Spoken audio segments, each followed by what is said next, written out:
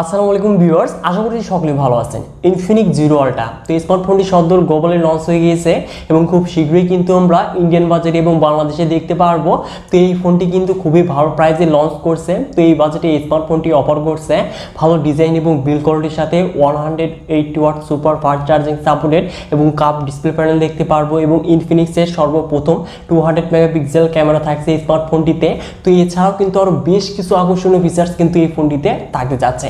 তো এই ফোনটি কবে ইন্ডিয়া এবং বাংলাদেশে আসতে যাচ্ছে এবং প্রাইসটাই বা কততে যাচ্ছে এবং এই ফোনটিতে কি কি ফিচার্স থাকছে, তো আজকের এই ভিডিওতে কিন্তু আমরা এগুলো নিয়ে ইন ডিটেলসে আলোচনা করতে যাচ্ছি।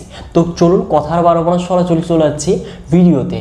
সো ভিউয়ার্স, আমাদের সামনে রয়েছে ইনফিনিক্স জিরো আল্ট্রা স্মার্টফোনটির বক্স। তো স্মার্টফোনটির বক্সটিকে আনবক্সিং করলে ফার্স্টে দেখতে পারবো আমাদের কাঙ্ক্ষিত স্মার্টফোনটি, তার নিচে দেখতে পারবো ম্যানুয়াল বক্স যার মাঝে থাকছে সিম ইজেক্টর, স্ক্রিন প্রোটেক্টর, কিছু পেপারস দেখতে পারবো এবং ব্যাক কভার থাকছে, ডাটা কেবল দেখতে পারবো এবং ইয়ারফোন থাকছে। তার নিচে দেখতে পারবো আমরা USB type C data cable and 180 watt fast charging adapter.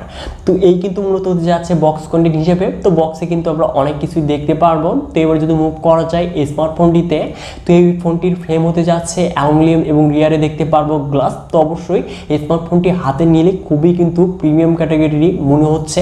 তো এবার যদি মুভ করা যায় এই স্মার্টফোনটির পোর্টস এবং বাটনে, তো ডান সাইডে থাকছে ভলিউম আপ এবং ডাউন বাটনের সাথে পাওয়ার বাটন এবং নিচে দেখতে পারবো speaker grill, USB type C port, primary microphone এবং সিম ট্রে, যেখানে আমরা দুটি সিম ইউজ করতে পারবো, কোনো প্রকার মেমোরি ইউজ করতে পারবো না।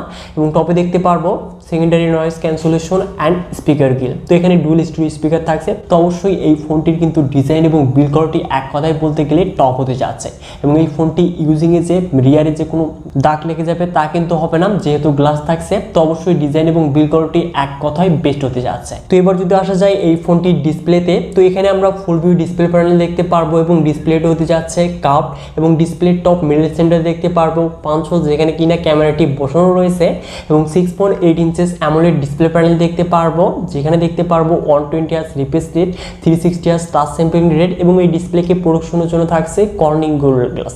তো অবশ্যই ডিসপ্লেতে কোনো কিন্তু এখানে কস্ট কাটিং করা হয়নি। অবশ্যই এখানে আমরা ভালো ডিসপ্লে প্যানেলই দেখতে পারবো। তো এবার যদি মুভ করা যায় স্মার্টফোনটির পারফরমেন্সে, তো অ্যান্ড্রয়েড ভার্সন 12 এর সাথে XOS 2 রান করবে, যেখানে চিপসেট হিসেবে থাকছে মিডিয়াটেক ডায়মেনসিটি 925G, যেটি কিনা 6 মার্কেটে তৈরি একটি অক্টোকোর প্রসেসর। তো অবশ্যই এখানে কিন্তু আমরা খুবই ভালো গেমিং পারফরমেন্সটা দেখতে পারবো এই বাজেট অনুযায়ী। তো এখানে আমরা 5 লাখের কাছাকাছি কিন্তু আন্তত বেঞ্চমার্ক স্কোরটা দেখতে পারবো। এবং যদি পাবজি গেমিং পারফরমেন্সে আসি, তো এখানে আমরা HDR আল্ট্রা সেটিংসে সর্বোচ্চ প্লে করতে পারবো এবং স্মুথ এক্সট্রিম সেটিংসে 60 FPS কিন্তু পাবজি প্লে করতে পারবো। তো অবশ্যই গেমিং পারফরমেন্সটাও যথেষ্ট ভালো হতে যাচ্ছে, বিশেষ করে কুলিং সিস্টেমও থাকছে এবং আদার যে গেমগুলো রয়েছে COD এবং অন্যান্য গেমগুলো কিন্তু স্মার্টফোনটি দিয়ে আমরা মাখনের মতো প্লে করতে পারবো। কোনো প্রকার ল্যাগ হ্যাং ইত্যাদি এগুলো দেখে কিন্তু পাবোই না। তো অবশ্যই যারা কিনা গেমার রয়েছেন, বাজেট অল্প রয়েছে, তো এই ফোনটির জন্য ওয়েট করতে পারেন। এবং এই ফোনটি আমরা দুটি ভেরিয়েন্টে দেখতে পারবো, 8GB 128GB এবং 8GB 256GB।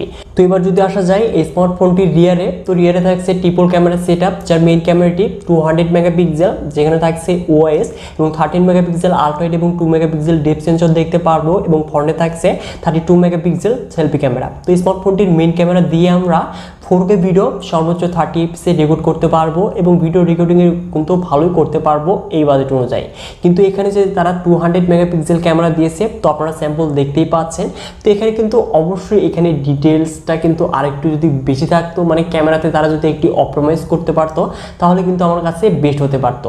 যদিও ক্যামেরা কোয়ালিটি এই বাজেটে ঠিকঠাকই রয়েছে, কিন্তু এখানে যেহেতু 200 মেগাপিক্সেল ক্যামেরা দিয়েছে, তো অবশ্যই এখানে তাদের অপটিমাইজ করার প্রয়োজন।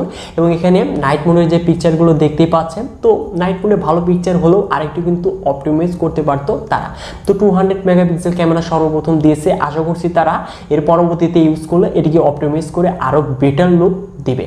তো এবার যদি আসা যায় স্মার্টফোনটির কমন ফিচার্সে, তো অল কমন ফিচার্সের সাথে অল কানেক্টিভিটি দেখতে পারবো এবং এই ফোনটিতে সিকিউরিটি দেখতে পারবো ইন ডিসপ্লে ফিঙ্গারপ্রিন্ট স্ক্যানার, যেটি কিনা যথেষ্ট ফাস্ট স্পিডে লক এবং আনলক হতে যাচ্ছে। সাথে থাকছে 4500 mAh ব্যাটারি, যেটি কিনা 180 ওয়াট ফাস্ট চার্জিং সাপোর্টেড। তো স্মার্টফোনটি ইনফিনিক্স ক্লেম করছে যে 12 মিনিটে 0 to 100% ফুল চার্জ কমপ্লিট হবে, কিন্তু প্র্যাকটিক্যালি কিন্তু আমরা 20 মিনিটের কাছাকাছি কিন্তু এই স্মার্টফোনটিকে 0 to 100% করতে পারবো। এবং এই ফোনটিতে ব্যাটারি ব্যাকআপ কিন্তু একদিনের চাইতে বেশি পেয়ে যাব।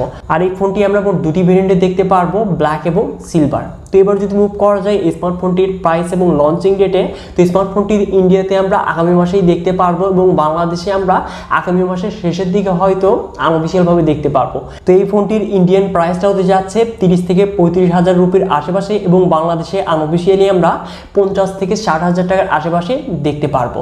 তো এবার যদি মুভ করা যায় স্মার্টফোনটির পজিটিভ এবং নেগেটিভ দিকে, তো নেগেটিভ দিকগুলো নিয়ে কথা বলতে গেলে এখানে আমরা 3.5mm অডিও জ্যাক টিপ দেখতে পারবো না এবং ক্যামেরাতে অবশ্যই তাদের ইমপ্রুভমেন্ট প্রয়োজন রয়েছে এবং সফটওয়্যার এক্সপিরিয়েন্সে কিন্তু অবশ্যই তাদের আরেকটু ভালো কাজ করা উচিত এবং এই বাজেটে যদি আরেকটু ভালো চিপসেট দিতে তাহলে কিন্তু বেস্ট হতে পারত।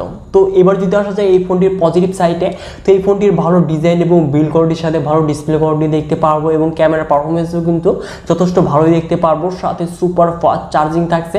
তো অবশ্যই এই ফোনটি যদি 50 থেকে 60,000 টাকার আশেপাশে লঞ্চ হয় তাহলে অবশ্যই যারা কিনা ইনফিনিক্স লাভার রয়েছে তো স্মার্টফোনটির জন্য ওয়েট করতে পারেন। আর আরেকটি বিষয় আপনাদের আমি ক্লিয়ার করে দিই, তো আগামী মাসে ইন্ডিয়াতে অফিসিয়ালভাবে লঞ্চ হলেও বাংলাদেশে কিন্তু অফিসিয়ালভাবে আসবে না, আনঅফিসিয়ালভাবে আসবে। কেননা ইনফিনিক্সের 0 সিরিজটা কিন্তু বাংলাদেশে অফিসিয়ালভাবে কখনোই লঞ্চ হয় না।